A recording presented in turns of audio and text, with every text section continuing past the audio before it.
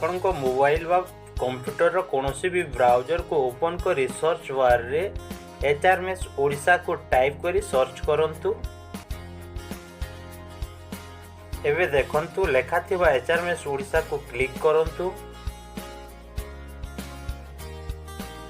HRMS रो official page किछि एमिति open हे जबे देखंतु लेखा थिबा पर्सनल लॉगिन बा एचआरएमएस लॉगिन को क्लिक करंतु।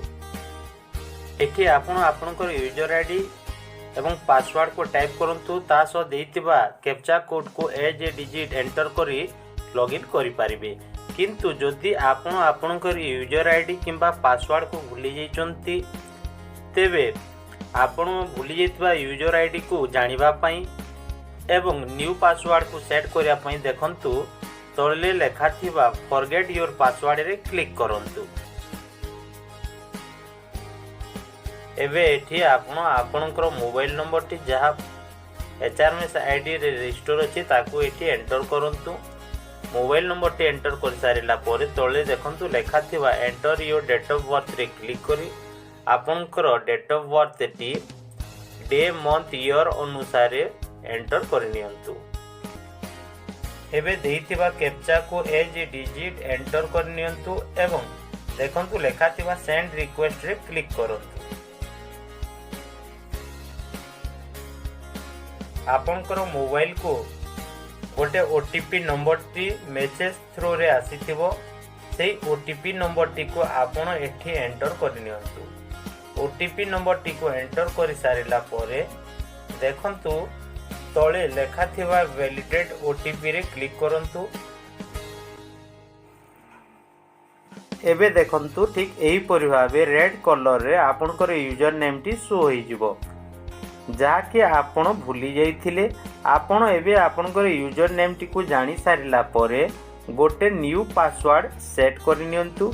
न्यू पासवर्ड टी सेट करिया पई हेले देखंतु लेखा थिबा एंटर न्यू पासवर्ड रे आपणकर पासवर्ड टी लिखि नियंतु। जो पासवर्ड टी की स्ट्रांग होइतिबा आवश्यक एवं आपण इजीली मने रखि पारुतिबा आवश्यक। Password T lower case upper case एवं नंबर देइकिना लिखि नेबे।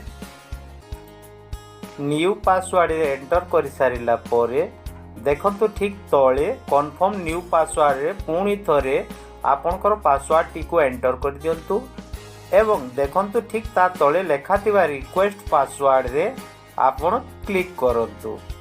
एठी आपनकर पासवर्ड टी देखंतु सक्सेसफुली रीसेट होई जाईची। एबे आपण आपनकर यूजर नेम टी जानि गले एवं ता सह न्यू पासवर्ड भी सेट करि देले। एबे आपण आपनकर एचआरएमएस आईडी को ओपन करिया को हेले बैक को जानतु। एठी आपण आपनकर यूजर आईडी टी को एंटर करंतु। ता तळे आपनकर पासवर्ड टी को एंटर करनियंतु एवं ठीक ता तळे देखंतु लेखा थिबा कैप्चा कोड को एज ए डिजिट आपण एंटर करनियंतु। एंटर कर सारला परे लॉगिन रे क्लिक करंतु। लॉगिन करिला परे देखंतु हमरो एचआरएमएस आईडी टी सक्सेसफुली ओपन हे जाईची।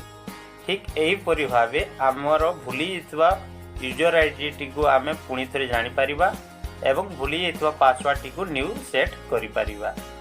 वीडियो टी को संपूर्ण देखिथिबारु आपनकु धन्यवाद।